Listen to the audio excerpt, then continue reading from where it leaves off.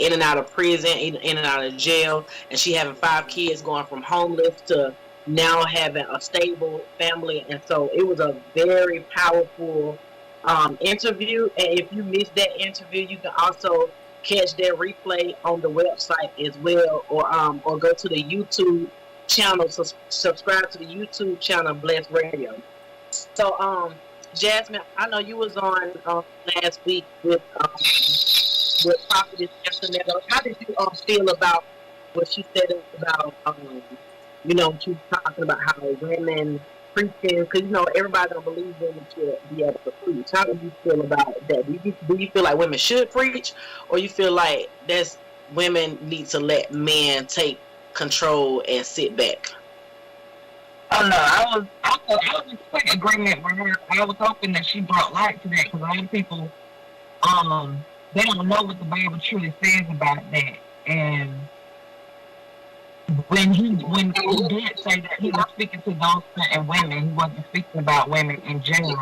And even going towards the end of the Bible, they speak of prophetesses and women that serve, and women that preach and minister. So I don't know why. I guess this is old-fashioned thinking. People want to hold on to those views that, but some women pastors, they have really enlightened my walk with Christ so much that I just, there's no way that I could see God, doing that or saying that. That's not.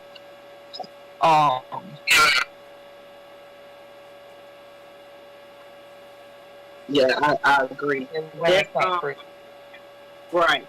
I agree totally 100%, because a lot of women have helped me along my journey and along my walk with God. And that is a topic that everybody need to discuss. I know before we even came on, after we got off the show last week, she did call me, and she was like, because she didn't even want to be acknowledged as prophet.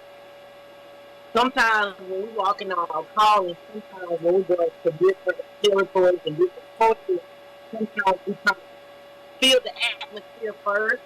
But she called me and she was like, when you said prophet, I already knew it, and opened up the door, but she thought that she doesn't want to be accepted as that. Because a lot of people come up against her regarding that women shouldn't be in the pulpit, women shouldn't be preaching.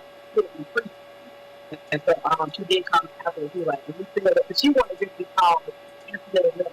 She didn't want to be called a title. And we all got to get into the place that we're not controlled, because some people control our title. Some people want you to know who they are, and want to call out on bishop, on prophet, and this and the third. But really, when you begin to talk, you won't even have to tell people what you are, because people see it. And so I also admire that she didn't even care about being called prophet. She didn't even care about being called, even though she really a prophet, but she didn't even really talk about. So I also admire that. So, we're going to talk about a little bit about now. We had experienced in the United States a lot of with the police brutality, with a lot of black police killing the black men, a lot of stuff going on, which started the Black Lives Matter movement. It helped started the Black Lives Matter movement. Your phone is going in and out. You said mine? Yeah. Can you hear me now? Yeah. Okay, and so with that, it brought a lot of attention. The media, it put a lot of pressure on the government. It put a lot of pressure on the systems, and it brought a lot of attention to what's been going on. There's what been going on for a long time, but nobody really like acknowledged or cared. So my concern is, because I haven't heard anything recently with the police brutality. Do you think the Black Lives Matter movement is still working, or do you feel like there's people only acknowledge it when something happens? Because I haven't heard anything else about the Black Lives Matter movement. I mean, maybe you heard something, but I haven't heard anything No, I lately. think when something bad happens, that's usually when it becomes a thing. And but I think it should kind of like the NAACP, or they should incorporate themselves with them, because it has a lot of similar standpoints. Um, but they're working all the time, to make sure that people of color are recognized, and like they work with school systems, they work with law enforcement, they work with like getting people off, lawyers and stuff in that nature. And I think that would be a good step for that. But I think that I don't know if if they have like a really a stronghold, because of the stigma that comes along with the name itself. Because I mean, a lot of people give it a bad name when it's supposed to stand for.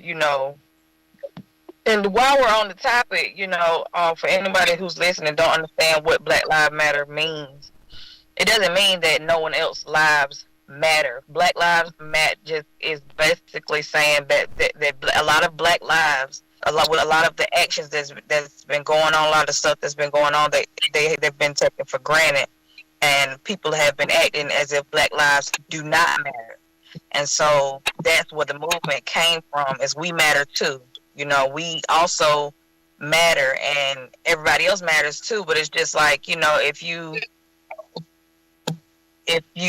talk about, okay, well, 9/11, all the other buildings matter, but no, that happened. That was a very significant incident that happened, and it it symbolizes a great tragedy in America, and so does the amount of police brutality in America. It brings a spotlight to the fact that people aren't valuing the lives of black people, and so it's like a cry for help. And a lot of people aren't understanding that all lives matter. All lives do matter, but black lives matter too, because y'all don't seem to think so. Right. I agree. And also also like what Jasmine was saying, because I'm sure we all probably experienced some type of racism in the past, or their version of it. Have you ever experienced it? And Jasmine can speak on both ends, because Jasmine, you're mixed, right? So Right. have you received racism from blacks and white, or just one culture? Well, like I stated in the past, I've received, racism from my white side, and white people in general. More so from the black community is a little bit of prejudice, and just I've always gotten that sort of push that I wasn't always accepted as being entirely black, just because I have a white parent. And so but for the majority, so I've always been told, you got a little black in you, you all black, period. But there are some people that are threatened by the fact that they seem to believe I have some sort of privilege, or that which I wouldn't say that I don't completely, because that would be a problem too, for me to just not admit the privilege that comes on my life as well. I know that sometimes I do get treated a certain way because I'm a fair skinned or a little lighter, but I don't take advantage of it. I don't believe in, I'm along with the fight that my brothers and sisters go fight with every day, because I have experienced it personally with my own people not wanting anything to do with me because of my skin. Me not having a home, me having to go into the foster care system because of my skin color. And that if nobody else is reminded how black they are, I am. So I wear it proudly, baby. I don't, but You can't run from it, and that's the problem with America today is white people don't want to. We got a lot of white people that just sit back and they be like, I don't see it happening. I don't think it's. I think y'all are overreacting. That happened years ago, but they're blatantly ignoring the stuff that goes on right here today. They're not trying to, look at the perspective of, how black people are being treated, what's going on, and there is a lot of black people, and it's like, how can you speak on something, or how can you? But I really do believe that they're running from the responsibility of it because they feel guilty, and they know that once you know that you can do something about it, then you'll have to do something about it, and they don't want to. So that's part of the problem as well. The oppressed can't support the oppressed. I could sit here and talk about, this needs to change, that needs to change until I'm blue in the face. But until white people start talking to white people about what needs to change, it's not, it's not going to change. That is so true. That was a good point. That was a great point. And also, some people, they're raised up in it, and they don't even know they even acting like that. For example, my daughter, she have a grandmother that's white. It's not her biological grandmother, but they took her in and treat her like that's their grandchild. It's an old white lady and it's an old white man, male, and so now I don't feel like it's no racism in their body. They treated my baby with love, but it's certain words that they say that they don't understand that those words are racist, and they don't understand that you don't supposed to say that. Like, they'll call my baby like, "Oh, our little monkey," and they just say it over and over and over. Our little monkey. They even went to the extreme and got a Valentine's Day card with a monkey on it and say, "Oh, this is our little monkey, our little black monkey." And I had to like try to explain to them, like, do y'all understand? Do y'all know how big that people made? What's that clothing store called H&M that had the monkey and chose the black person to wear the monkey sweater, and everybody started boycotting the store, and so they had to go do this public apology and stuff. And so I had tried to explain to them, like, those are some do nots. I don't know where you got it from, where it came from, but that's not something that's okay. And they literally was like, they act like they didn't understand. Like, what's so wrong with them? And so some people are raised that way and don't even know. Like, we can be raised up in religion and we can be thinking we doing the right thing the whole time, and we be wrong. That's why we have to learn, unlearn, then relearn again. But it also, people have to go back to the root of it, because sometimes your parents you might not be racist, but your parents could have been racist. And so your parents could raise you in racism, and you thinking it's okay, and you thinking certain things is okay, and now you doing what you saw. Right. And your parents used to sweep it up under the rug and make it seem like, oh, that's not nothing, you're not doing nothing bad. And their parents the one that taught them that. And so it's just a passed down generation of a lot of people lost. But like you said, was a great point. A lot of more white people need to stand up and take a stand, and stand up with other whites and say, okay, we got to do something about this. This is a problem that's continued to happen over and over and over and over. And it seems like stuff been going by smooth right now, but all of it take is just one situation to happen. And it's just like, it's an uproar. Like, I would have never thought, even seeing this stuff firsthand, even in Atlanta. Most time we hear this stuff about out of the city, out of the country, or another state far off. But it's like hitting closer to home, and especially with that George Floyd, that hit all over the whole country. That it was riots all over the country. That video was terrible. It affected the whole nation.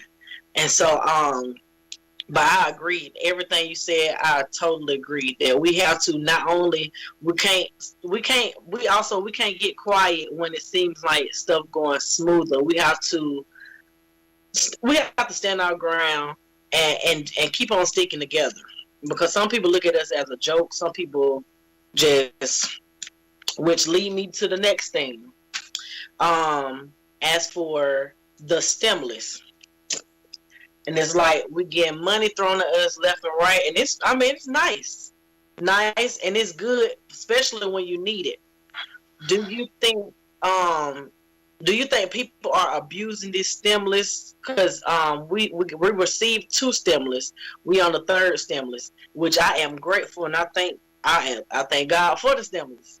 But do you think that the government is trying to like suppress us, or do you think like the government is trying to make us depend on the government? Because I know a lot of people that quit their job just to get unemployment. I know a lot of people that tried to get fired from their job just to get unemployment. And then I also heard people make comments and say, well, I mean, we about to get income tax and stimulus anyway, so I'm going to be straight. So my opinion on it, there are a lot of people, like, I mean, there is an attitude and amongst certain communities who, they've been getting by doing, how they do anyway. So for them, little extra money they wasted, is nothing. But there are people in America who really need the help, who really want to work, who really want to, continue to live their lives and not be so affected by this virus the way that it's affected people who who actually want better, they want to do better. And I think it's a good thing because of those people, true Americans who work and live every day and want to make this country and their children's futures better. You're gonna always have some people who are gonna just take advantage, use it for the wrong stuff, and but I mean, those people, if you're okay and you can just waste that money, that's fine. But there are a lot of places that money could go that could, set them up for these next couple of years because, we've talked about it. This thing, and I don't want to just speak that, but I know there is a great possibility this thing could get worse, way worse than it is now.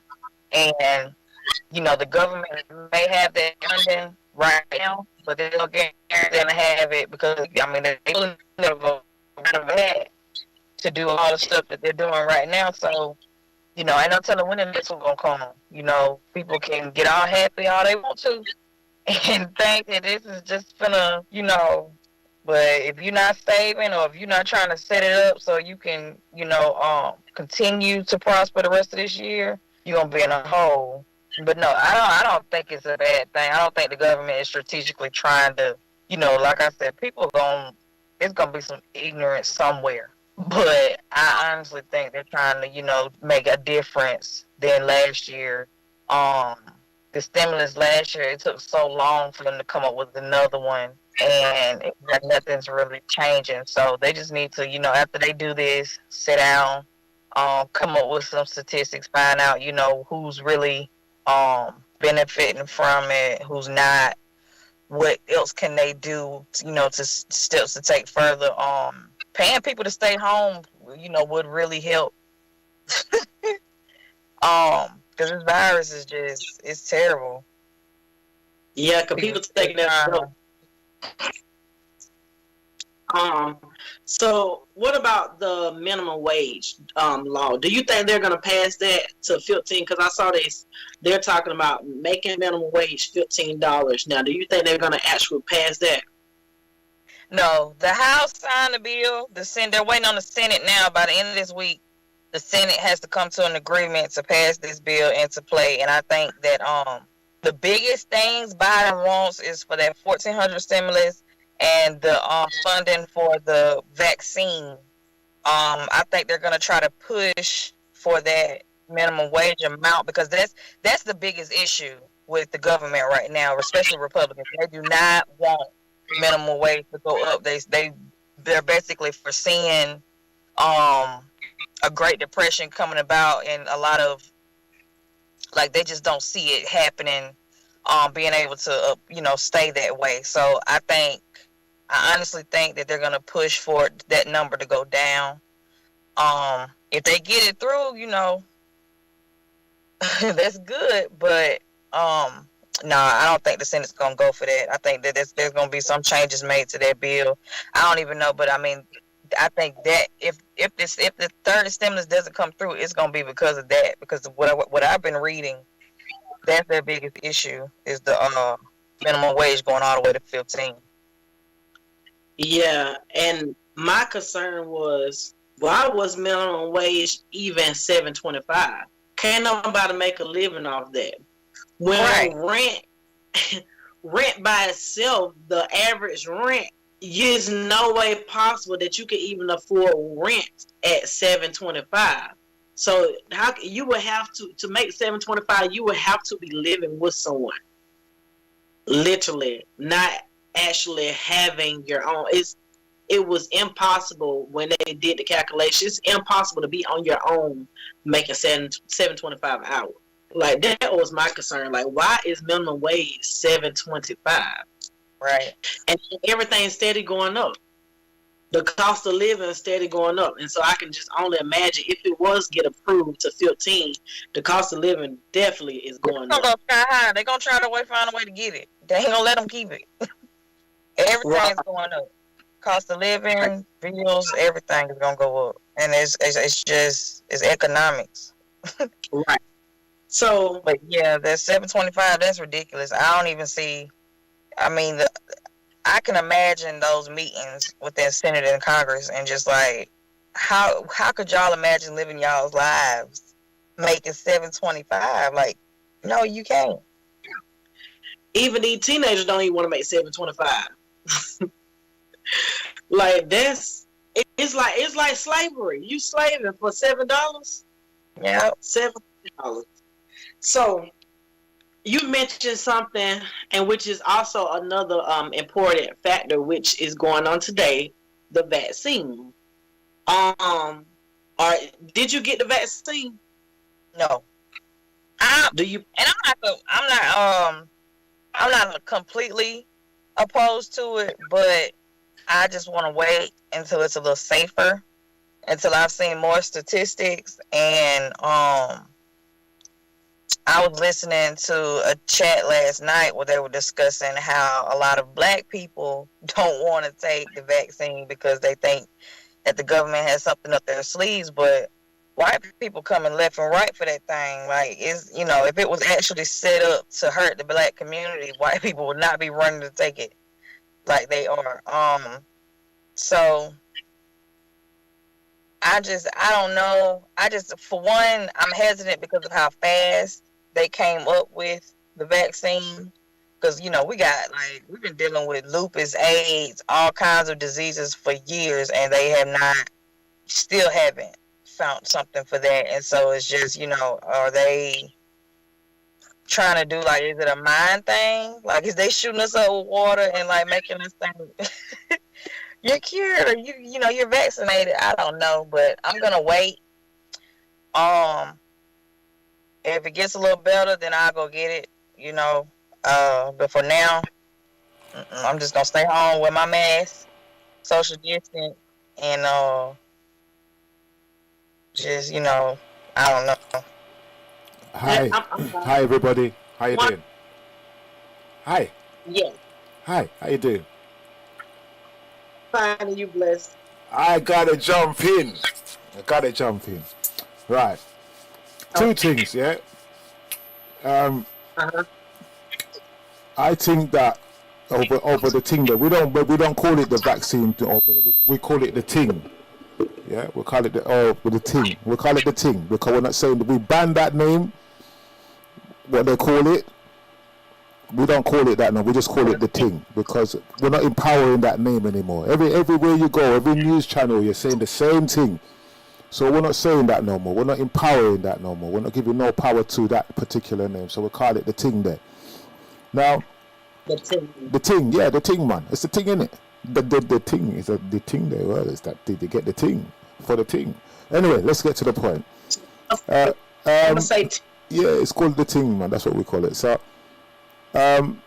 taking it, because you're saying some things you gotta find out if it's safe before you take it and all of that. But have you done your research to find out if it's safe? Have you done your own I research? looked up some things, but it is not enough. There's just not enough information out there, to comfort me right now. So I'm waiting until this they pass this stuff into law and they make it available to more people. Hmm. And once they do that, and I see that people have taken it and it's safely, I have heard a couple of stories of some people who've taken it, and I don't know, they got knots in their shoulders, or it's just, I don't know. Migraines. So when the Bible, we're going to the Bible, 'cause I know see you are Bible loving people. The Bible talks about the mark of the beast, yeah? Do you think that is it or it's not it? I'm not saying that it's it or not, but everybody, most of the pastors are saying the mark of the beast, and all of this stuff, yeah? Do you think it is the mark of the beast or it's not the mark of the beast? I don't think it is. I mean, I have heard that rumor. I think that's funny. Because they tried to say Obama was the Antichrist. I don't know. I can't, Hmm. I cannot. I don't get caught up with with a lot of stuff. I think the mark of the beast is probably going to be more visual than a vaccination.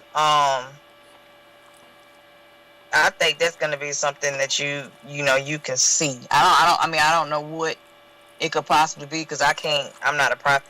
I can't speak on future stuff, but I know I don't think this is the mark of the beast. Um, I don't know, because at some point you can't go no. Some people say you can't go nowhere without it. You can't buy certain things in supermarkets if you don't have it. Yeah, so you can't really buy or sell without it. You can't leave the country without it. With that, I think because a lot of people in the world is trying to portray something that is not.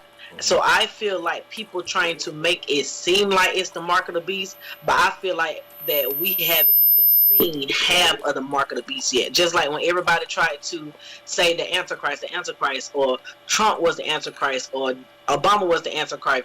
I feel like people trying so hard to figure out God, or trying so hard to because I get in conspiracy stuff too. I really do. Like, you tell Jasmine, I mean, you can ask Jasmine, I will debate with you, because I do a lot of research, I study, and some stuff I don't understand.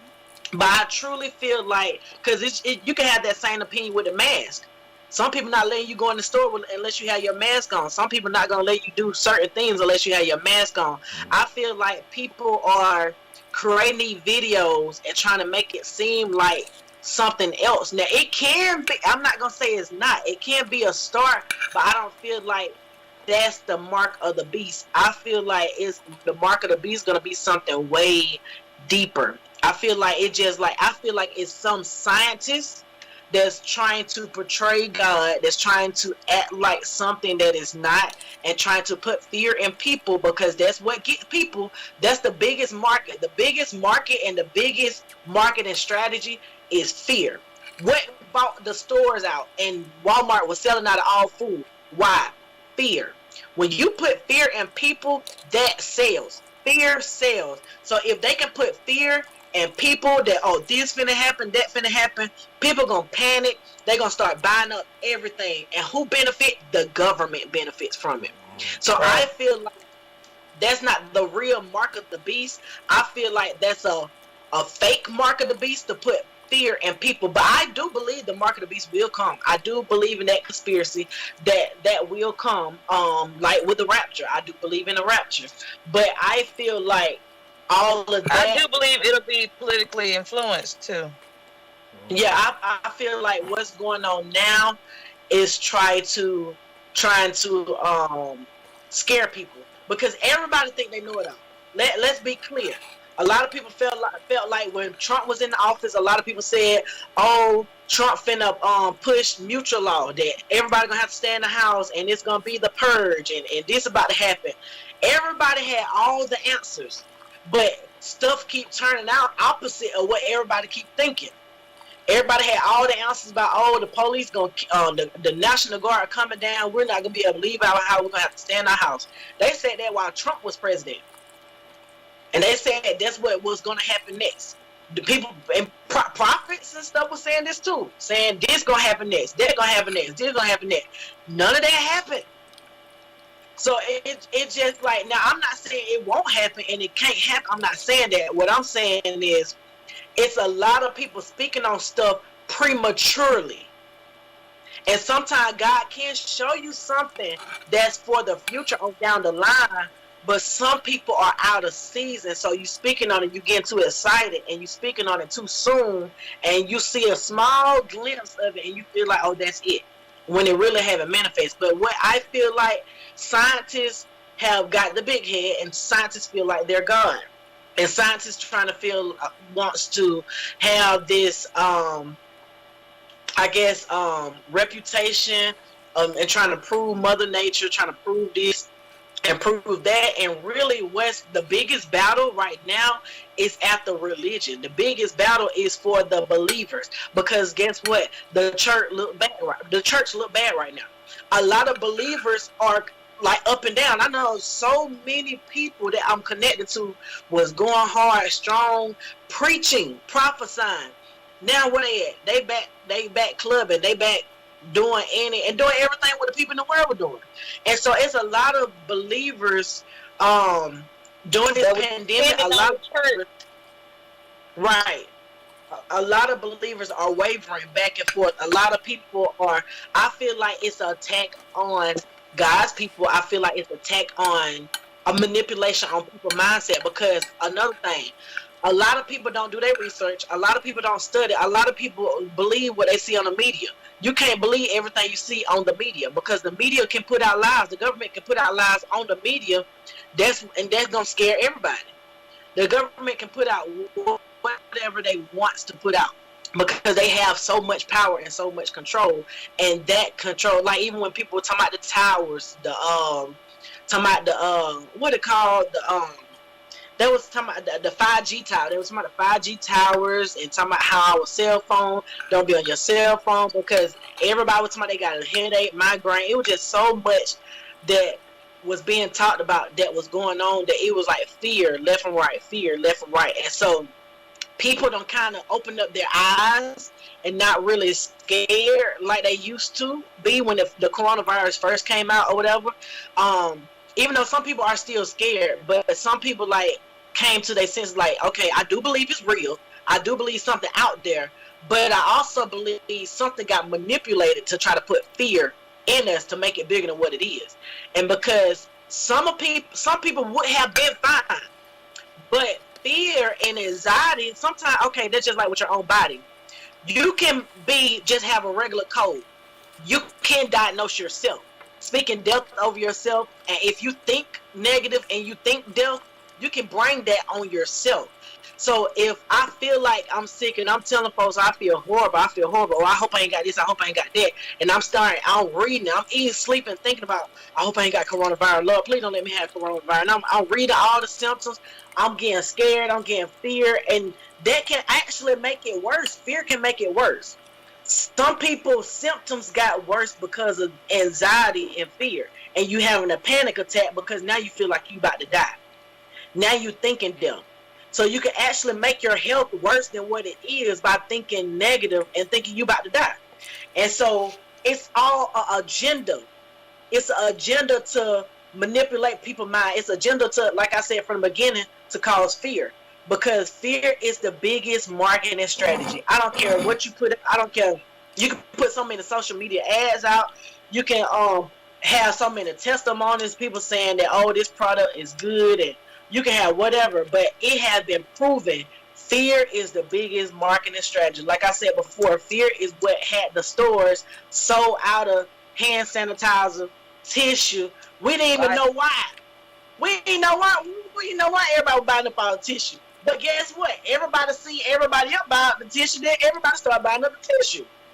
hand sanitizer, Lysol spray, and it was just the fact of all because of fear. People fear. They put all this stuff out, and we just believe what they said. We believe what they said help cure the virus or help with the virus. We took on. We didn't even really know it at the time. We just going by what the media said, and what the media said, and that's what everybody did. We bought out everything, and it wasn't even just bought out everything. It was bought out for. It was like 2 weeks. People couldn't find no hand sanitizer. 2 weeks, people were like begging and trying to find going to this store, that store, but that's when people start trying to make their own at home. So I just feel like it's an agenda to cause fear with this mark of the beast, because I feel like if the real mark of the beast, it's not gonna be like no trial run. I feel like it's gonna be the real thing, and it's gonna be all over, not just in one area. It's gonna sneak up on you. You know, it's gonna be something that a lot of people are going to be deceived by, and that they're not going to know. They're not going to be able to pinpoint it, you know, like that. I think it's gonna be a lot more backdoor strategy than, you know, something like a vaccine. I don't know. It's not sitting with me that's this mark of the beast. I mean, if it is, I'm glad I ain't getting it. But well, that's a good way of looking at it. I'm just figuring out, like, is there nobody died of it, or is there anybody being seriously injured of it? Is there any report of that? It has. Well, they haven't reported any deaths from it, but they have report bad major migraines. Some people reported, like she said, some knots. Some people fainted. Were passing out after they got it. But it's a lot of people. But and then they got some people saying that they had symptoms and side effects, but it was like now they take Tylenol every day because they got bad migraine that they can't get rid of. But it was like they'd rather just have a migraine than catch coronavirus, because they were saying after they had a vaccine they can't get the virus up to 3 months. But my thing is some people I know didn't get coronavirus until they got the vaccine. I do know like 2 people that never had corona until after they got the vaccine. My thing is, I don't do shots. I don't care about no vaccine. I don't care about no vaccine at all. I have my own conspiracy about vaccine in general, about any vaccine. First time I got the flu was after I went and got a flu shot. I was just like, I never got the flu shot. I'm working on paperwork like as today, as for not getting my daughter all her shots. Some of the shots that I don't believe in or whatever. But they're trying to push certain shots that I just disagree with. Some shots I'm probably okay with when the child have to get they shots at an early age. But it's a lot of stuff I feel like that Ben was agenda. And I feel like that this stuff with the coronavirus shot, it's just something else just along with that. I look at that as that level. I don't look at it as the mark of the beast, because if we want to get technically, our body, this can be done research. Our body, black people body, automatically produce vitamin D. When we're born, we automatically produce vitamin D, but all of that was robbed from us when we get vaccination. And it's a lot, and it can go way deeper. It can go way deeper. But my thing was, and that's why I kind of like don't believe in shots, whatever. But it can go deeper. That's a whole nother topic. But I feel like even like with the Social Security number, because that's another topic, how the government keep a track of you with your Social Security number. I feel like this vaccination is on that type of level with, like, I guess the government trying to keep up with you or whatever, something like that. I don't feel like it's the mark of the beast. I just feel like it's some people, a group of people trying to portray and act like, because let's be clear, they was talking about the mark of the beast was out 5 years ago. The year 2000, they was talking about the mark of the beast. So 20 years straight, they've been saying, every time, matter of fact, every election, they was talking about a mark of the beast, a mark of the beast. Here come the mark of the beast. Here come the mark of the beast. Or here come this, here come that. Every election, they're saying mark of the beast. So we have to ask ourselves when really the mark of the beast really gonna come. We really ain't gonna know until it come forth, because they've been talking about mark of the beast for the past 20 years. When the year 2000 first came in, they talked about mark of the beast then. Each election, different government, different people, or different scientists trying to do different stuff to scare people or try to act like this, or basically get clout, the young version word clout, trying to get popularity or trying to get whatever on their side, that like they know what they're talking about. But that's what I just believe, because people been saying that back to back every year after year. Like even an old video I saw, oh, this is a mark of the beast, and that video said 2016. They said the mark of the beast is out. That was 2016. It's 2021. I remember seeing the mark of the beast, somebody practicing mark of the beast in the year 2000. When the year 2000 came in, everybody said the world was going to end. Then people said the world was going to end. 2015, they said the world was going to end. Then they said, no, they said 2010, the world going to end. Then they said 2020, the world definitely going to end 2020. So it was like people had their own predictions, and people, it's like a lot of people want to be right. Nobody want to be wrong about nothing. I just feel like the mark of the beast will be something that will be like snuck up on us. We need to be alert. Yeah, I think it's more to this vaccination that they're putting out. Now, I do agree. I feel like it's more to it. I will not be getting no vaccine, and you cannot talk me into getting a vaccine. I don't care if how many people agree to you should, how good it is for you. I will not be getting no vaccine. All because I just never believed in none of the vaccines in general. But yeah, and then beyond that, you can tell me what you putting in my body, but how I really know? I ain't no scientist. I'm just going by what you said on paper. I don't know what's really in it. I can do my research, and it can say on there what's really in it, but how I really supposed to know what's really in it? I don't know.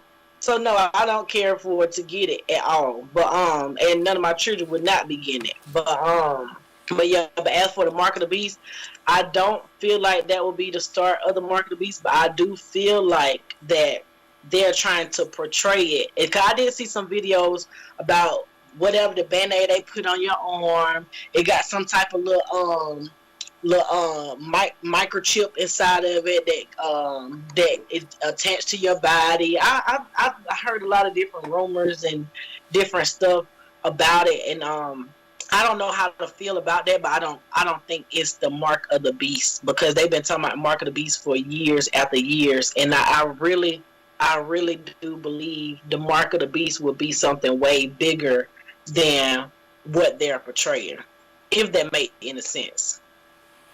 Okay. How are you, Jasmine? You gonna take anything to say? No, I said how I felt.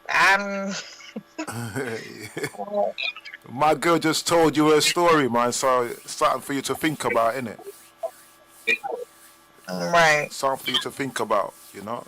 Seriously, as she said, no one knows what they're putting in people. You understand? So that is a point that I never really think about. No one don't really know what it is. You're just going by what it says on paper. So that's a point that is taken there, you know what I mean? But that's all good. Yeah. I don't know. I wish you all the best though. You know, they're gonna do it at something. But still, that's it. That's what I had to ask you on that thing there. The Black Lives Matter thing. A lot of people are saying You said Black Lives Matter? Yeah. What you was talking about earlier on with the Black Lives Matter, yeah? Some people are saying that the Black Lives Matter only come out when a black man dead. Yeah? When a black man is killed by a white man, then they come out. But when a black man's killed by a black man, they don't come out. That's a good point. So where do they matter? They only matter when a white guy kills a black guy. That's when they matter. When the police kills a black man, that's when they matter. But when a guy in the hood kills another guy in the hood, it doesn't matter. I think it's this how a lot of people raise that I can do whatever to you, I can say whatever I can to you because you my child, or you this, or you that, or you my sister. I can say and talk to you however I want to, but we ain't gonna dare let nobody else come inside and say this to. I ain't gonna let nobody else mess with you. I feel like it's just this mentality that we can say whatever we want to. We can hurt each other's feelings, but can't nobody else do it. But it's sad. We should have each other back. But it's like the black community is the only community that it's like we can't get it right. But we have to also think about the agenda. It is not our fault that it was like this, but we have to look at the root and understand and start having the victim mentality, even though we understand that we didn't start this and it was agenda to make us hate each other. But we have to take ownership and take a stand like, okay, this the agenda. This what they want. This what they empowered. This was in our bloodline. This was that started this. But this how we're going to finish it. Even though it's going in I'm not going to completely say negative because it's in a whole better direction now. I'm seeing a lot of light. This the most I ever seen black people support black people. So it is getting better. But we still have a long way to go. If that made any sense. We still got to stop with because I was even on social media today and seeing different blacks meeting up. One black saying they got a coronavirus. They don't gave it to this other black person, and these women sleeping with the same men, and they found out because basically like the boy gave the girl gave the boy coronavirus. He went and messed with another female, and he gave that female coronavirus because he got coronavirus from the first girl. So now all of them talking about meeting up and fight, and people talking about go to the fight. These folks said openly that they got coronavirus, and they going live. When I'm telling you, and this the mentality what I don't like about black people, and it's in a lot in the small towns. When something good happens, it's crickets. You barely hear people. When people try to encourage you, they try to motivate you. They try to tell you about different good like motivation stuff going on, church or whatever, even though everybody don't believe in church or whatever, but cause we are the church. But different inspiration stuff going on is crickets. When people doing something good, it's kind of like in between. But when it's something messy, it's flooded. Somebody can go live. I can go live right now talking about matter of fact, I could talk about good points about how to start a business, or I could talk about how to build your company, or how this a marketing strategy, or inspiration, or let's get inspired, or something like that. It'd probably be like 10 people on the live, 20 people. But if I was to put in that subject, I want to fight, we about to meet up, it's a guaranteed 100 people on the live right then and there. Because it's like we fueled by messy and drama and this and that. It's like we accustomed to that, and it's like we used to that, and that's what we love. Like we will be up all night long reading comments on a drama post. Like reading every single comment. It can have 1,000 comments on there. We read every single comment, like stand up. But if it's something that's gonna benefit us, something like doing your research, YouTube, or something that's gonna empower your business, it's like I don't know, like. It's sad. Some people catching on, but some people not catching on, and it's gonna always be that group of people that you still gotta just. But it's sad. We do need to keep that same energy when a white man kill us. We need to keep that same energy when black people down. Black people keep that same energy when black people kicking other black people down. When blacks destroying other blacks character, because. Even with myself, and I feel like some of the white people out there, it do got good white people out there, and some white people in a bad predicament right now, and they feel like they ain't all black gonna look at us as racist. And some white people are scared. They scared to even say anything because they don't want to offend no black person. We can call each other bees, niggas, all this and that, but time a white person say something, we going ham. But some whites do walk on eggshells because they don't want to offend a black person because we so sensitive. And so I feel bad for some of the white people with good hearts and some of the white people that really do care, because and shoot, the whites that I do know, they have supported me a whole lot. They have like did the most and be extra, and I feel like they probably was extra because they probably didn't want to. You know how some people try to make, they don't want to come off as racist. They don't want, so they be real extra. But the whites that I did know, that I do know, they are extra, and they have a sweet spirit. They super kind. But it was like I received like judgment most from the black community. Oh, you think you better than everybody else? Oh, you want to be actress? You want to be model? Or slandering? Blacks will take a rumor and believe a rumor before they'll believe. I mean, they'll believe a lie before they believe the truth, because a lie sounds better.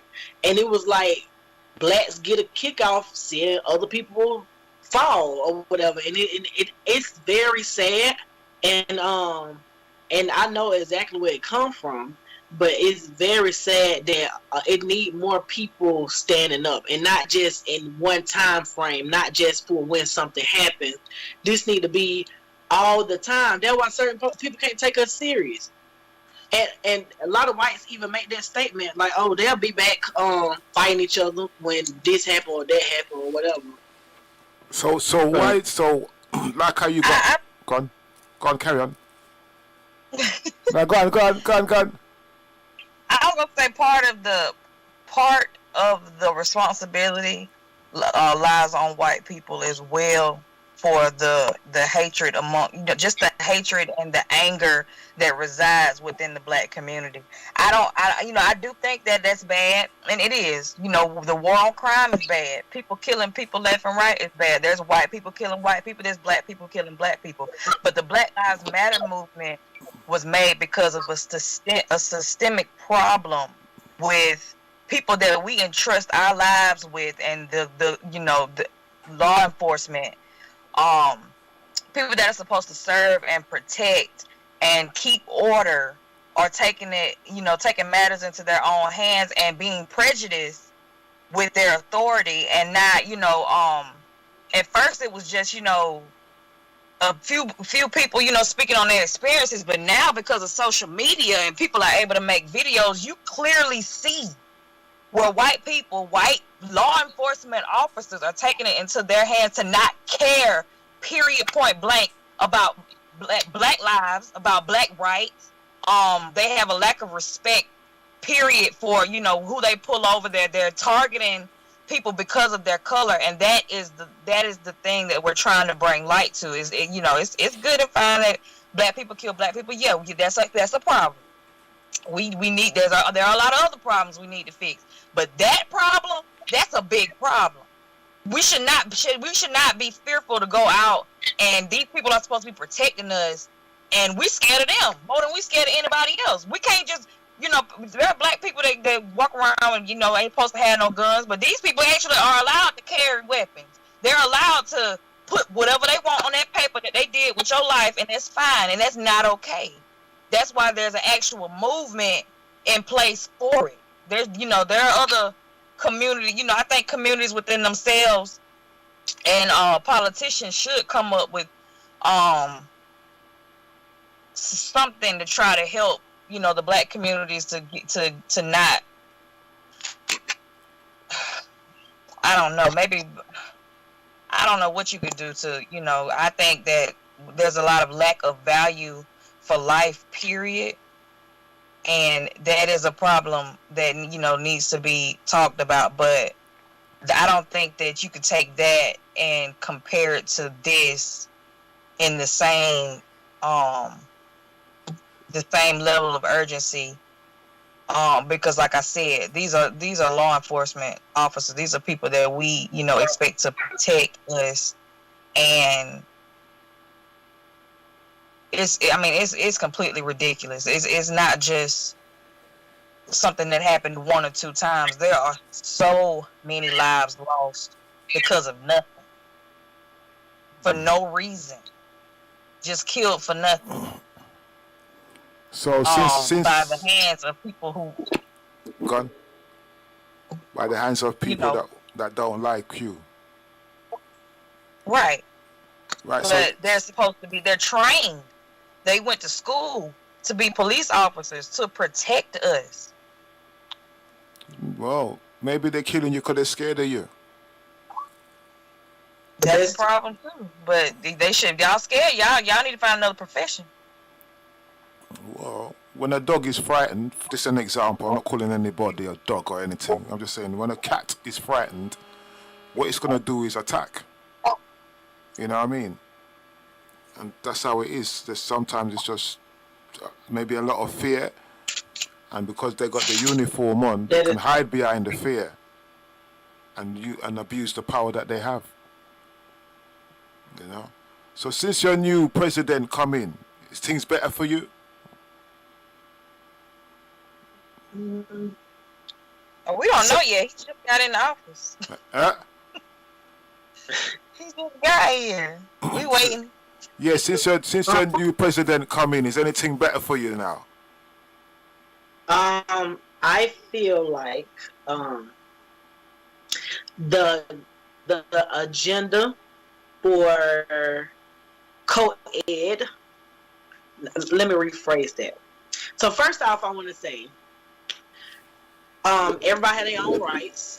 Everybody have their own free will to do whatever they want to. I have nothing against nobody's choices. I have nothing against nobody's decisions. None of that. I'm not homophobic. None of that. I have a lot of gay friends to speak on that I love dearly. So, but I do feel like the agenda for gay rights is getting pushed even. It's going to get pushed even harder. Is it a problem? I mean, for gay people, it will be freedom for them.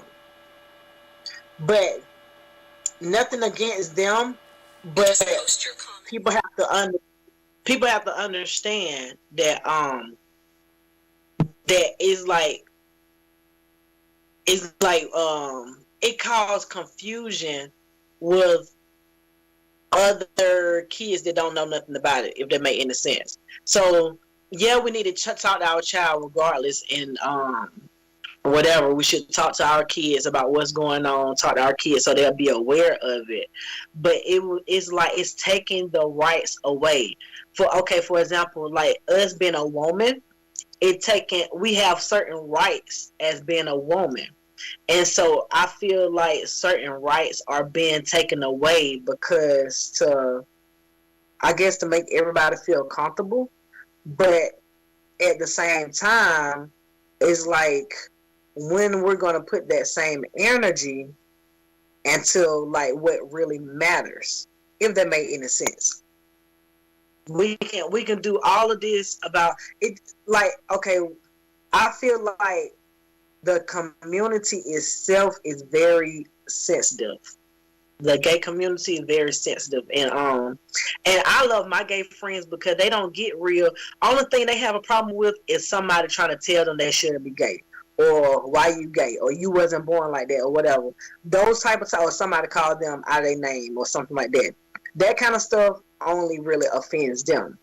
But we have a lot of agreements with a lot of stuff that is going on, like in the world. We agree to a lot of stuff that, okay, now that went outrageous. Like with the trying to make the bathrooms co-ed.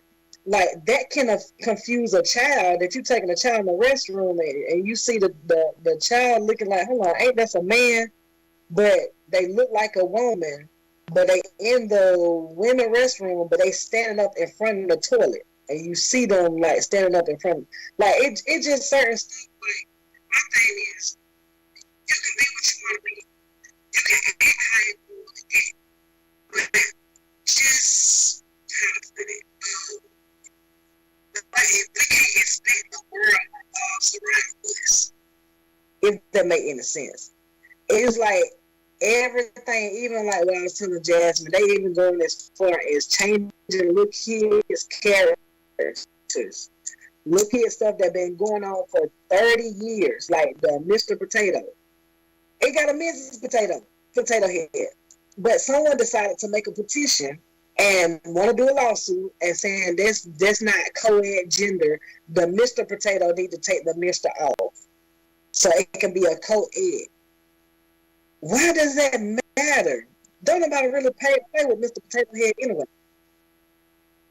But it just, I feel like the gay agenda is going to be pushed even stronger.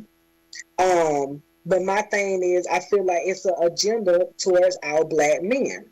It's like a lot towards our black men. And the society not really paying attention. Again, like I said, there's not attack on no gay community. Whatever you choose to do, that's on you. But I feel like a lot of our men, you can start operating in something and you not knowing what you're operating in and looking at the tricks. We love to jump on a bandwagon. We love to jump on certain trends that come out. We love to, what monkey see, monkey do, or whatever. I see it, so now I got to do it. So first off, with this whole, a lot of stuff with the male purse. Male purse, they see a celebrity doing it, now they feel like it's cool. Cool. You feel like it's okay, do you, or whatever. Then the skinny jeans. Everybody, they became popular. Everybody was doing it. Everybody doing the skinny jeans. But we got to look at these patterns of the men clothing. They're making men clothing more feminine. And we would just jump on something and not even know what we jump on to. There's really like is an agenda to make. It's an agenda to make the men feminine. It's an agenda to make men to make men more feminine. Like if you go into the churches now, majority of the church, what you see in the church, a lot of women. You rarely see men in the church. It's the agenda to not have the men in the household. It's like it's so many different things that is put out to try to, it's an attack on our black men, and a lot of people don't realize it. A lot of people really don't pay attention to it, the assignment and the agenda, and it can go very deep. But I just feel like with the president, that is going to push that gay agenda. Now, as for the other stuff, as for the help, I feel like it's a great help. As for helping with community, helping with business, helping with unity, bringing people together. As for the positive side, I feel like what the people need money-wise, people need insurance-wise, because they did put out great insurance as well. He is standing up on Obama insurance. So as for the help for people need, I feel like it's a great help and a great unity, a great benefit. That's the word. I feel like it's a good benefit. That the president will bring a good benefit. But as for the agenda, I do feel like the agenda is going to be opposite of the Bible. That's going to be pushed out even more. I do believe that. So that's my opinion on it. On the good and the bad. Yeah, I'm listening. Well, I don't trust none of them. You know what I mean? So, good luck with your what can I put it? The decisions that you made, you know what I mean, they sound kind of positive still, you know, over the conversation that we've just had. You know what I mean, you sound like you're making some positive decisions and things. So yeah, hold it up, you know what I mean, stand firm in what you're dealing with, you know. But to me, as I said, enough of these politicians and whatever, they can do a lot more for the people. They can do a lot more for the people, you know what I mean, but they don't. Well, now it's time that they have to. It's now it's time for them to do it. But the people have to stand up first anyway. The people have to stand up, you know. They're not to war, not to fight against no one, not to cause any violence or anything, but to speak their opinion without offending anybody. Some people are going to be offended, but it's time for us to start speaking our opinion, you know, like when you're speaking yours. A lot of people want to say the same thing you're saying, but they won't say it. You know what I mean? They will say, oh, you know what I mean? And so it's all good and thing. But yeah, that's my part. It is a relief because I'm not gonna lie. I did vote for Trump, but it was some other type of stuff that I had voted for him business wise. But it is a relief because how he been carrying on. And as I look back at different stuff,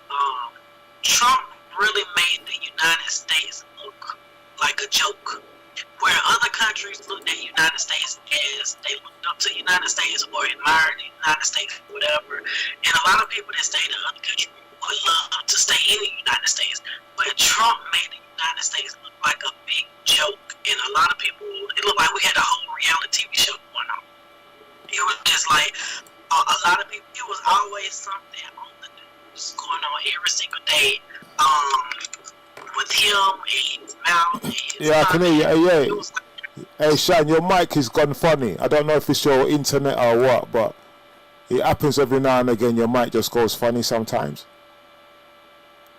can you hear me now? Yeah, I can hear you, but you sound like really tinny, but it's all right. Gotcha. I try and fix you up, but it's your end. Are you fine? I was saying that we was looking like a big joke. The country was looking like a whole reality TV show with Trump making his comments. He saying all kind of crazy stuff on the internet. That to the point that it's sad that they had to even ban him off the social media. And that's kind of embarrassing. So I'm glad with the overall decision, even though I don't like either one. But I'm glad with the overall decision because it was just like, and but I voted for Trump off the business aspect and the fact that how he kind of like didn't care, and Trump was like exposing the media, he was exposing the education system, he was exposing the government system. Trump wasn't for nobody. Trump was for himself, and he couldn't be bought. And so with a person like that, even though it's a good thing, but it also can be a bad thing because then you arrogant and you can't be bought. Ain't no telling what you'll do. And so taking advantage of the people in the army because he have control over that, and they were just, it's no telling what he would have did. So it was kind of scary because we had to walk on eggshells with Trump. Like, oh Lord, what Trump gonna do now? What he gonna do now? Trump mad. What he gonna do now? So it's kind of like it was a good thing, but then it also had a lot of bad. And I don't promote hate. I don't promote hatred and all that other kind of stuff. And so I do love the peace. I do love the how it seemed like people are coming together. But I honestly, over the whole thing, no matter what I disagree with Biden, I feel like that was the best decision. And also, most importantly, I feel like what we desire, we can put pressure on the president. We can put pressure on our state electors. Whatever we desire, if we come together, because we've seen that as a community. If we come together and we stick together, whatever we desire, we can have that happen. Because the black dollar itself is important. The black dollar is worth $1 trillion. The most money all these people business is getting financed because the black dollar. And once everybody realizes how important our money is, we can make whatever happen. Whatever we want to boycott, to make, like we seen from boycotts, from certain stuff, people said they're not going to change this. Like even with Starbucks specifically said, we're not going to do this, we're not going to do that, we're not going to allow this, we're not going to allow that. Black people boycotted Starbucks, and what they did, went back on their word. Black people boycott Uber. Uber had to go back on their word. Black people boycott Gucci. Gucci had to go back on their word. So when we stick together and boycott or whatever we do, and take control of our black dollar and understand how important our black dollar is, we can do a lot just by sticking together. It don't matter who the president is. If we can stick together, we can make stuff happen on our own. But I do believe, and I do feel like we do have a president and a vice president that's gonna back us up. Reason why I believe that, because it was so much negative being said about them, about what they did in the past. So it's kind of like they have to prove themselves. You know, like if you did something in the past and everybody feel like, oh, you're gonna mess up, you're gonna make a mistake, you're gonna do this, you're gonna do that, whatever. And then like now you gotta prove yourself, then prove them wrong. So I do feel like they're gonna do their best. I do feel like they're I don't feel like it's because a lot of people saying it's secret hidden motives going on and hidden this, hidden that. I don't deep down feel like it's hidden motives, but I do feel like the government is for themselves. I do feel like that, but I do feel like it's about to be a major change. I do feel like that, and I feel like the blacks are about to come up even higher, and the blacks about to basically like a lot of people that have been looked over and felt left behind. I do feel like blacks now have more of a chance, have more of a say so, because I mean every time you turn around, I'm like, even I went at Walmart the other day. It got black. Even Walmart is open up to letting black owned business be like sell their products inside Walmart. And so it's just a lot. There's a lot of people jumping on the trend. Some people not doing it on purpose. Some people doing it for attention. Some people doing it just to, because they understand the black community and they understand the black dollar, so they don't want to piss off the black community. Because if you piss off the black community, just like when you piss off the gay community, when you make the gay community mad, the gay community will tear you completely down. And literally, because a lot of people from the LGBT community own a lot of different certain stuff. So once you come for them and they slander your name and they tell everybody, them folks have to go back and apologize to the LGBTQ community because they don't play. It's just like with the black community. Once you say something wrong and you come for the black community, best to believe you're going to have to come back and apologize, or you're going to have to say something to get it right, because we will go all out to boycott, to do this, to do that, and it will literally tear that company completely down. And we have seen that happen several times. So I do feel like we're gonna see more unity with the black community. I do feel like it's gonna be a lot of good come out of it, but we can't put the full responsibility on the president. We have to do our part as well. I agree with that. So, I definitely agree with that. People depending on them too much to do things for them when you don't really need them to do nothing. We can do it ourselves. It's just a shame that the unity in the UK, or I mean I could speak for around in the UK, is like, it's not as strong as it is in America. It went out. Yeah, so the unity in the UK is not as strong as it is in America, you know. You know, they're like, when it comes to boycotting thing, I can't see people over here boycotting anything. You know, if you said to them, let's stop going into Tesco's for 1 week, they can't do it. They have to go. You know what I mean? For some reason, they just don't seem to overstand, say, you know what I mean? You can affect people and do get your say. If you do, if you boycott, if you start locking off certain stores, you will get the respect. You know what I mean? But that's one thing that they don't do, because they have to get their this or they have to get their that. They can't think about buying what you need in advance and then boycott the thing. Nobody don't go there for a week. Get your voice heard.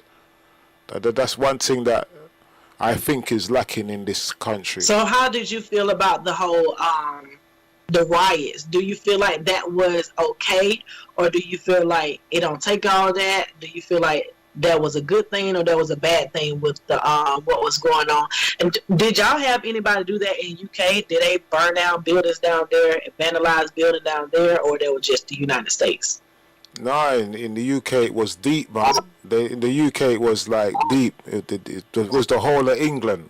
It wasn't like just like London, or like you might say something kick off in America and it might just happen in Brooklyn or New York.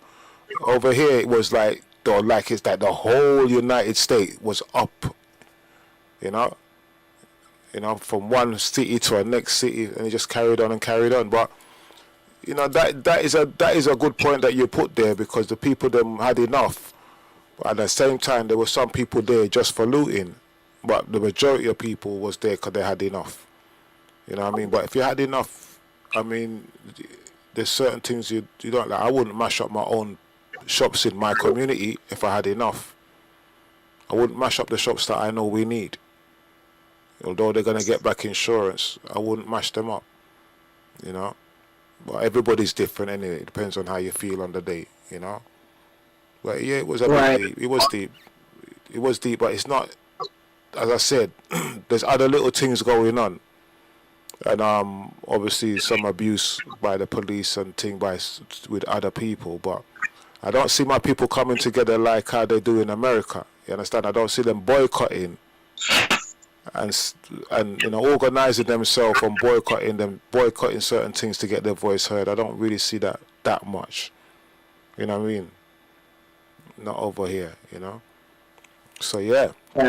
So what are you gonna do when Trump comes back in? I don't think he coming back. They trying to make it now like he do not. They trying to do another impeachment, so he come back because Trump still insists that he coming back as president after Biden. Yeah, well, supposedly he does. I think if Biden does a good job, America's not going to vote Trump back in. But if Biden gives the people a reason to want to go anti-Democrat, then I don't know. But I think America's vote. We do not want Trump back in office. Period. Yeah, but they were the same. They were the same though. All of them is brethrens. No matter what, it's like if you go to court and you got this barrister there and that prosecutor there. When people leave the court, the prosecutor and the barristers, they're all brethrens, and the judge, they're all friends. In the end, they all sit down around the bar and have a drink and discuss the case afterwards. They're all brethrens, and to me, I see all politicians as brethrens. All of them as brethrens. I agree with that to a certain extent, but a lot of them was Trump friends, and that's why a lot of them was backing Trump up. But Trump, like you said, Trump is for himself. So Trump started turning on people that was for him, so that which made his people turn on him. So what do you mean he's by himself? How you know he's for himself? Okay, so the reason why I say him for himself because Trump wants you to agree with everything he agree with. If you don't agree with what he agree with, he have fired people that was for him because they didn't agree with him. So he fired them. And so when he fired these people that he was so close to, I mean, like they worked side by side for years, and people that he was friends with before even the election, that these type of people end up started telling information and bringing receipts about with Trump or whatever. And the reason why I say he's for himself because a lot of people say, "Oh, Trump racist. He racist against black people." I don't even feel like he's racist against black people. I just feel like he's for himself because like he wants it to benefit him. He wants to take credit for a lot of stuff that I did. I felt like that Trump did, and the stuff I did salute Trump for. I didn't even know when I did further research that Trump wasn't the start of that. Trump just got credit for it, and so and it was just an agenda. But he does have great qualities. He's a great businessman, and I love the business aspect. But I feel like Trump throw a temper tantrum if something don't go his way. And it's like, if it don't go his way, it's no way. And then he just go on the uproar. He go to Twitter, go to social media. He start drama, start mess. When something don't go his way, he just throw a temper tantrum. Like, look how he doing now. I feel like even if you lose, you just lose. Just take your loss and congratulate the next person. How he went about with this loss was horrible. I'm talking about he threw a temper tantrum. Before he lost, trying to influence votes, talking about y'all ain't get no stimulus check if y'all don't vote me back in office. Ridiculous. Yeah, but supposing he's telling the truth though. Supposing he's right. Supposing he was telling the truth. But I think he also was pissed off because Trump felt like that he tried to wake up the black community. He tried to help the black community, and the black community didn't see it or whatever. All these different scenarios and these different rumors and stuff going around. Some people felt like, a lot of black people. Now, the black people that did not like Trump whatsoever, like if you say something about Trump, like they snapping, like, don't say nothing about Trump, like, this and that and third. And it's a lot of people, black people hate it's a lot of black people hated his guts.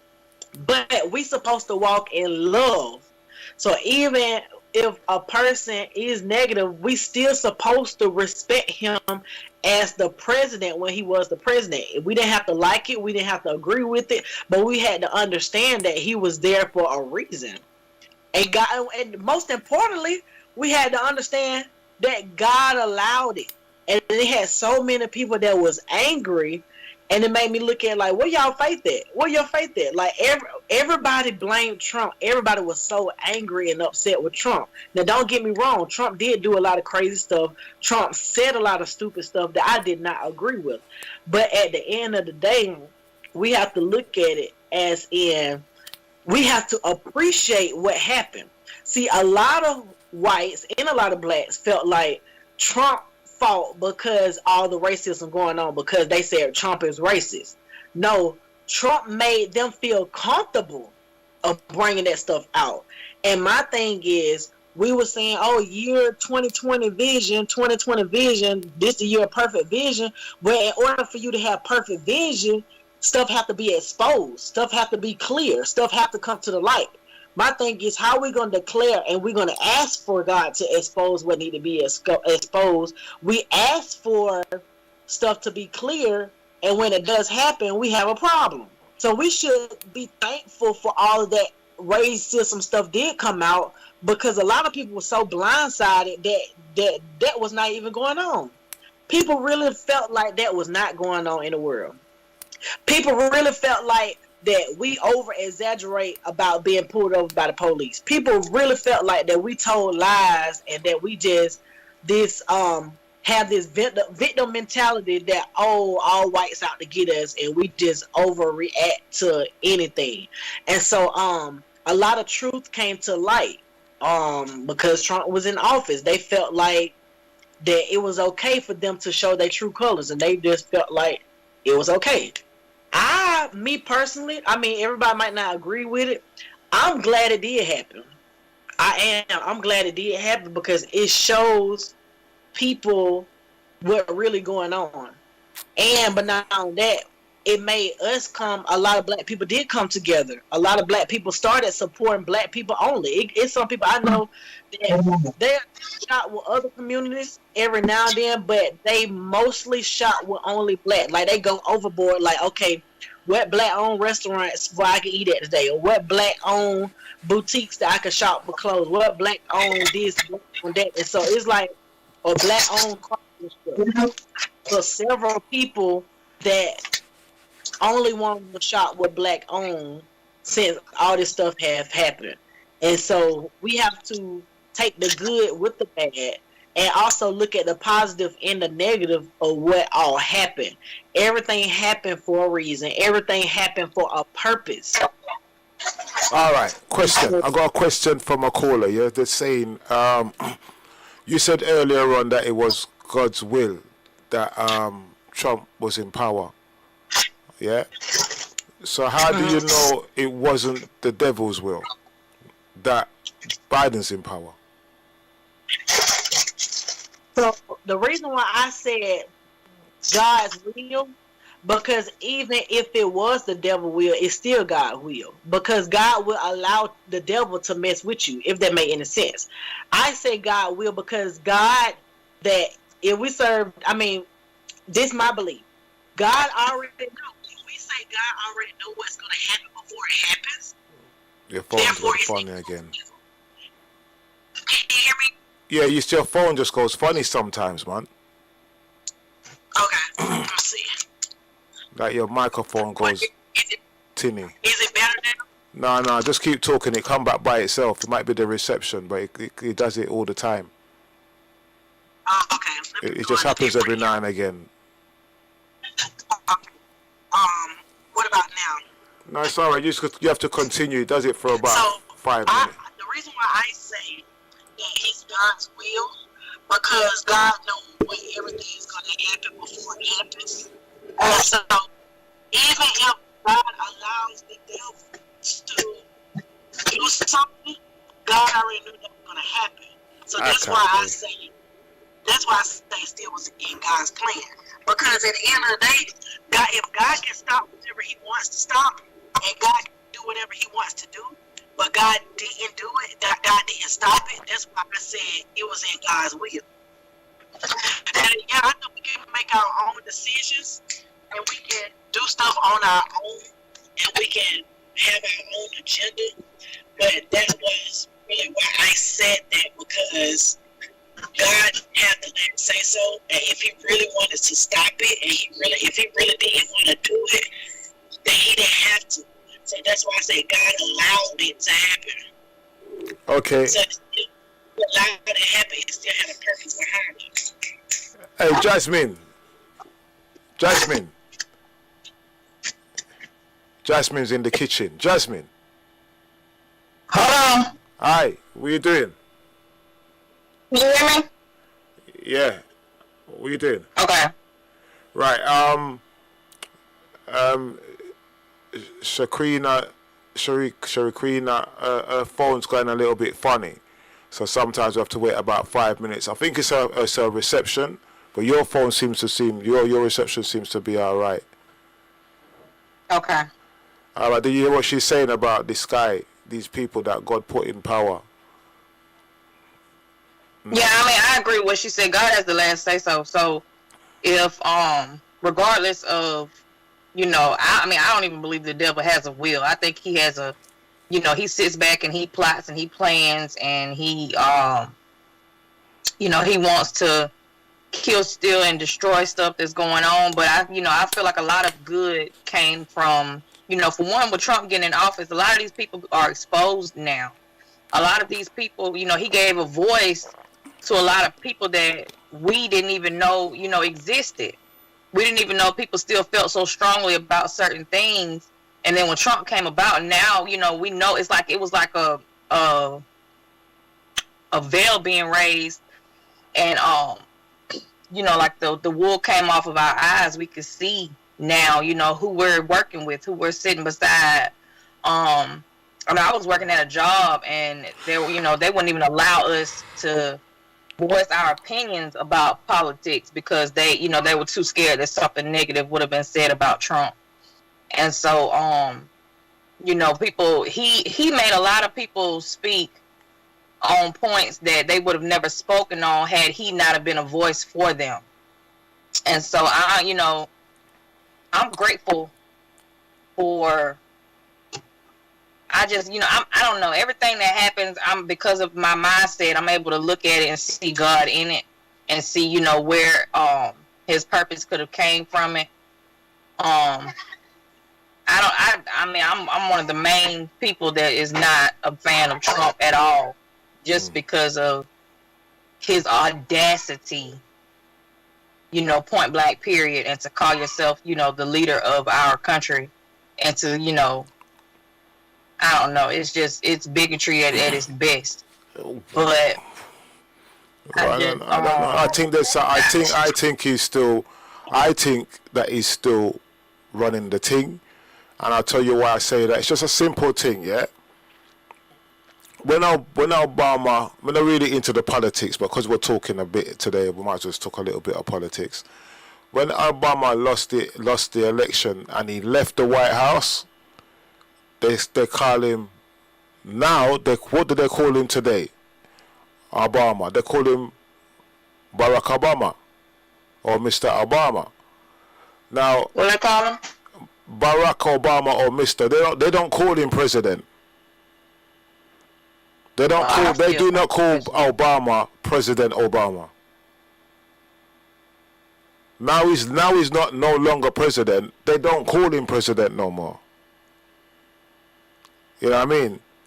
They call him Barack Obama or Mr. Obama. Every time you see anything, you don't hear him, they call him president. But yet, Trump's supposed to so-called have lost. But yet, when you hear him on the television or when they do call him up, they're still calling him president. How can he be president if they say he's lost? Because they still consider him their president. That's why I still call Barack Obama President Barack Obama, because he's still my president. But that's they're just gonna have to get used to Biden and Kamala. I'm still waiting to see. It's not gonna happen overnight. No change happens overnight. I see a lot of the plans that they're putting in place, and I'm excited to see what they have in store. I'm not naive to the fact that everything's not gonna be all rainbows and glitter, but I would like to give them an opportunity to try to make a difference. You're not going to see it when they come. When they do what they got to do, you're not going to see it, because even in the book, it says when the judgment come, or when it comes, it's going to come like a thief in the night. You don't see a thief when a thief's coming in the night, unless you're up. Yeah? So that means when it's coming, you won't see it. You know what I mean? That's basically how I see it. So if that's the case, then you might as well just be on alert all the time and keep your head up and vigilant and know what's coming before you. You know what I mean? Don't put your trust in no man, unless he's your partner or your father or something like that. You know what I mean? But people that run the country, nah. I feel like it's like being in denial. When you said about some people don't call President Obama president anymore, say Barack, and they still call him Trump president. Some people are in denial. Like Jasmine said, she still say President Obama or whatever. A lot of people are in denial, so they will continue to say President Trump and won't say president. Like even with the media, they'll be like, oh, Barack Obama started this or whatever. So a lot of people are in denial, and some people live like that, and they will never. Some people won't never be able to accept that we had a black president.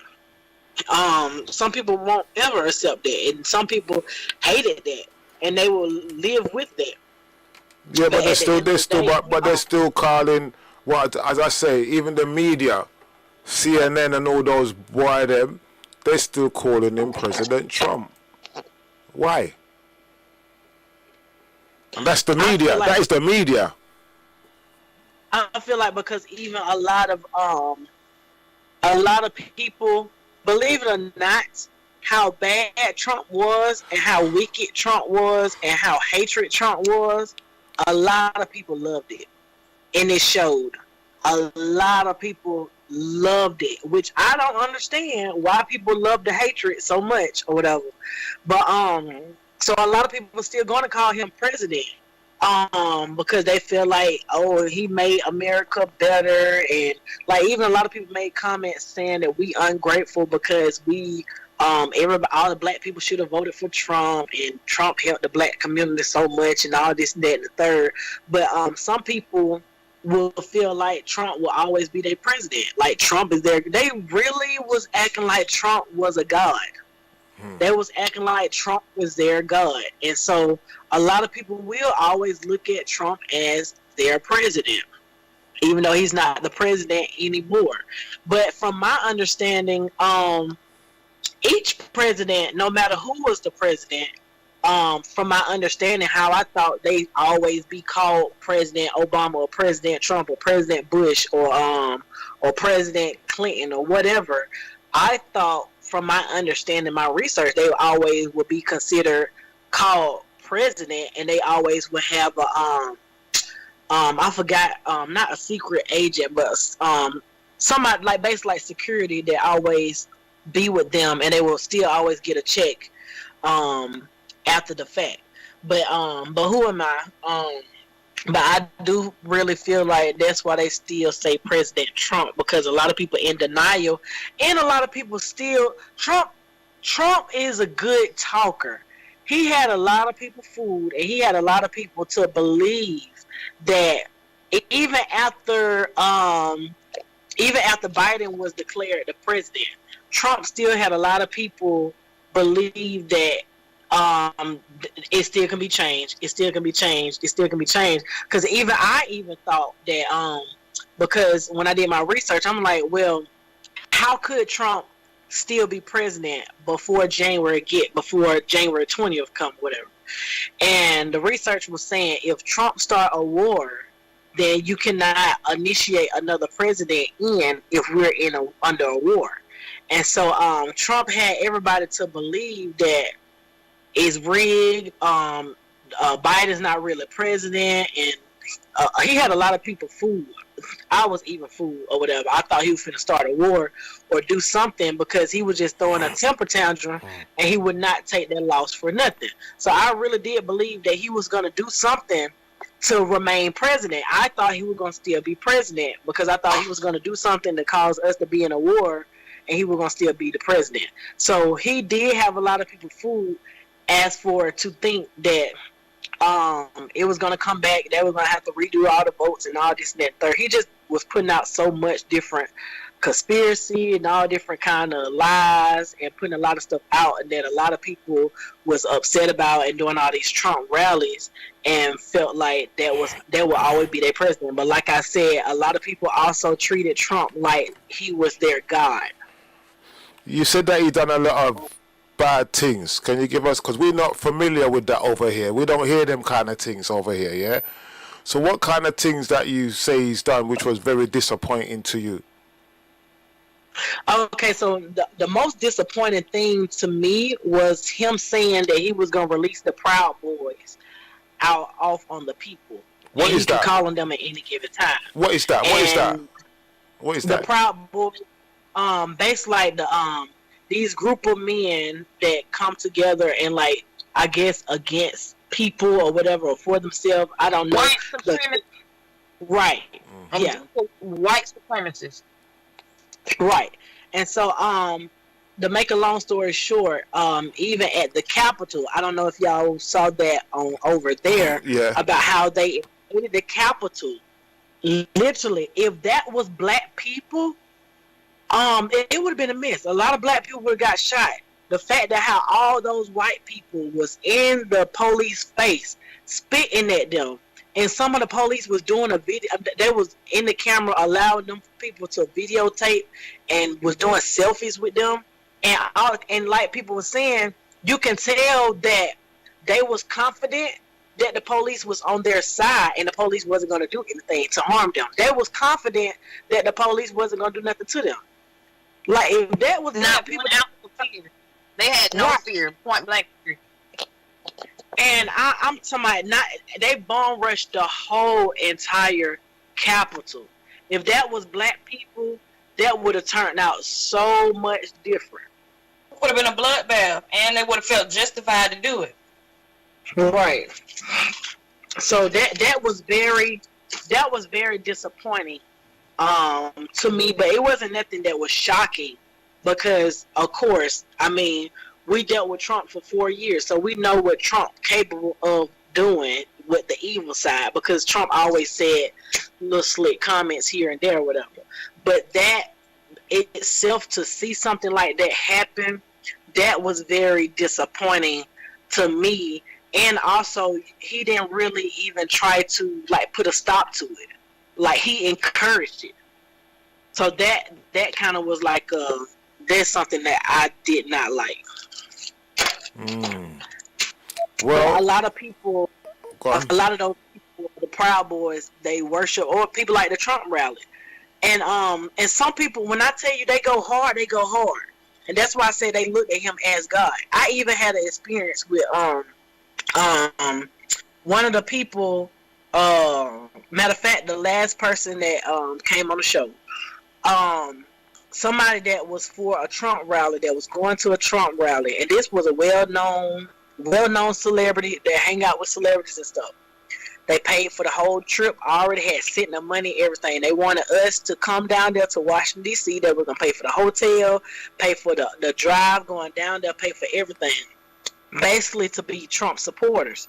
Now, I didn't understand the whole thing in the beginning, and I didn't get all the information in the beginning, but something just didn't sit right with me.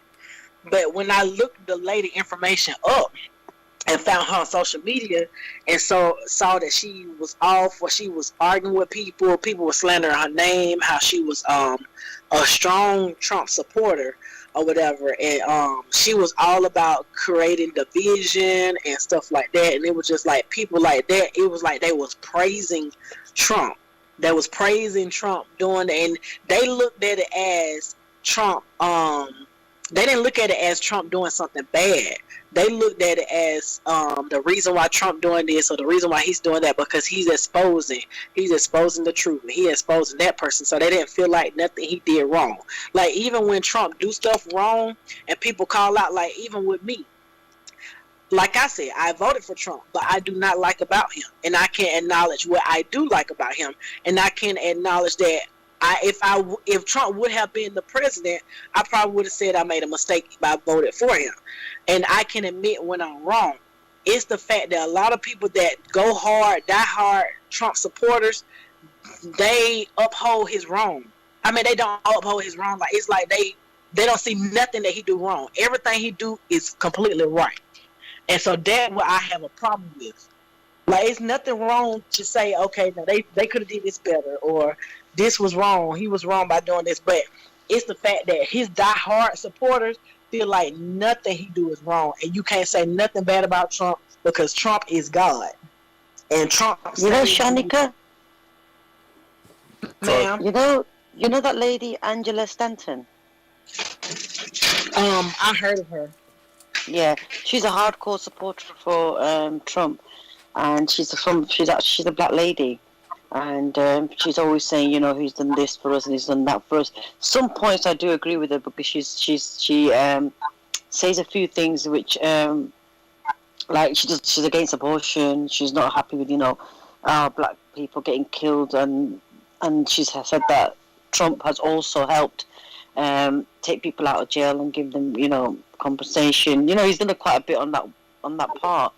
Now, she's a very strong believer, and I'm not sure if you heard about Jasmine. She's called Angela Stanton. She's tried to stand up against, I think it was the lady that's in... Is that the one that held the sign where she was like, men and women, she's against transgender? Yes, that's the one. Yes, that's the one, against gays and transgenders. And she's against abortions, and she's against a lot of things, which, you know, one could say, okay, fine. But she loves Trump to bit, and she's the one that was on the face front with him, and telling that our black brothers and sisters do not understand, you know, that Trump is doing a lot for us. Yeah, I haven't done my research on all the positive things that she's done, but that sign she put on the wall, I thought that was just ridiculous. You know, lots of the things that she says she is dividing. Also, she divides the communities amongst communities, which I felt, especially within, you know, like the lady that's come on. She doesn't appreciate. She says she's not black. Basically, you have to be totally black to be called black. And then she actually splits the Asians, the Caucasians, the Chinese. She says, you know, we're not the same. Yeah. And yes, so I noticed that with her. She's a division amongst division. So, yeah, that's one of the ladies. You know, I just wanted to refer to Sharenika because she mentioned that a lot of the black people wanted to go and support Trump. She's one of the ladies, Angela Stanton.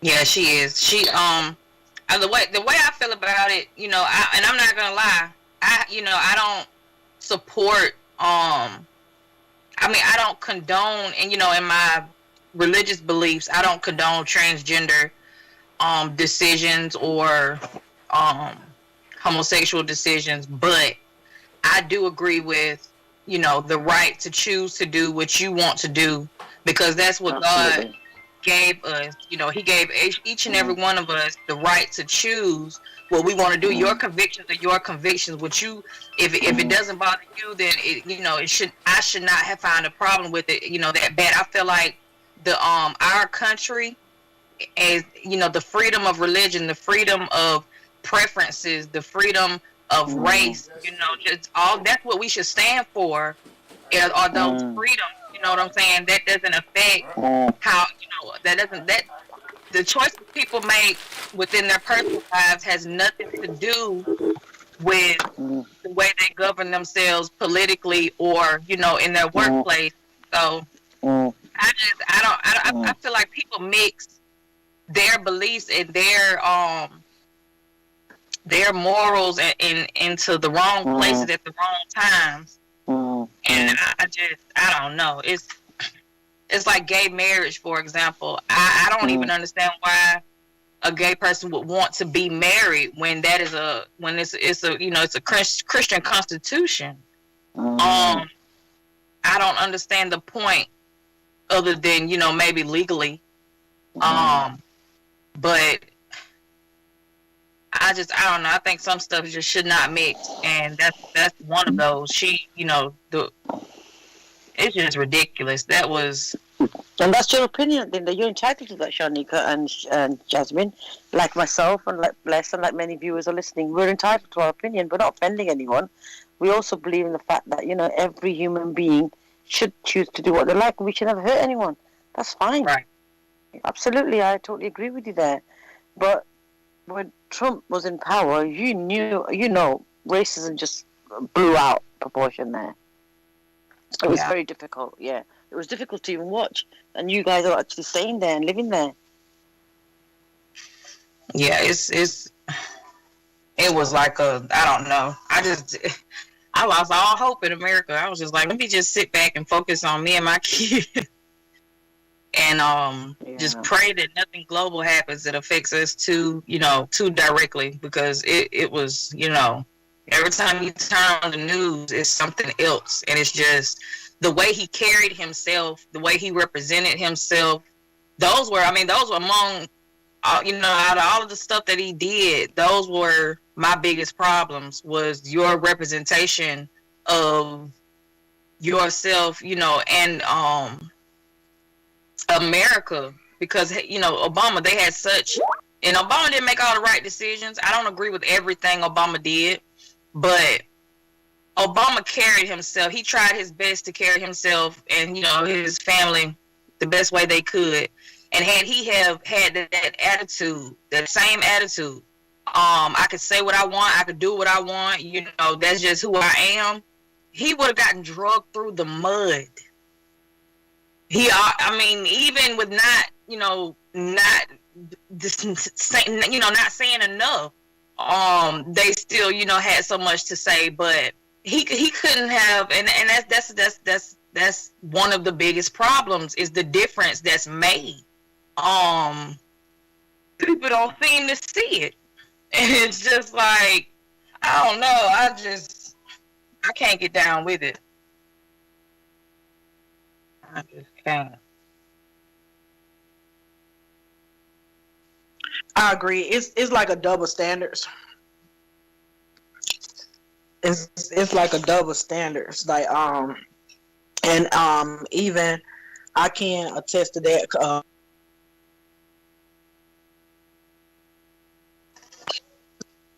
I was saying, well, Obama could have said this, or Obama could have did this, and then kind of think about it, like, nah, it would have been an uproar if he did.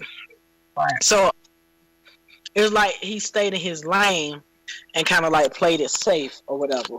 But or he used wisdom. He knew the place and the time when to do it, because he was very open during the pushing of Biden to be in office. So yeah, I totally agree 100%. And so we got 5 minutes left. It was a great topic, and I do apologize for our guests was stuck in traffic. They couldn't get on at the last minute. But if you missed the whole segment and you just now tuning in, you can catch the whole segment on www.blessradio1.com. Also follow them on YouTube, Bless Radio 1. Subscribe YouTube channel, and you can also catch the replay on the YouTube channel as well. We thank you all for tuning in. We coming all the way from United States. Your host Sharenika Lachey, co-host Jasmine Williams on Unityfy platform on Bless Radio. Thank you for tuning in. Thank you, Sharenika. Thank you so much, Jasmine. You're welcome. Hope to see you next week. Yeah, definitely will see you next week. And I hope your guests can make it next week. If not, you'll have another guest lined up. I know that for a fact. Okay. All right. Y'all have a good one. You have a good one, Sharenika. Take it easy, my dear. All right. Bye-bye. Yes, bless.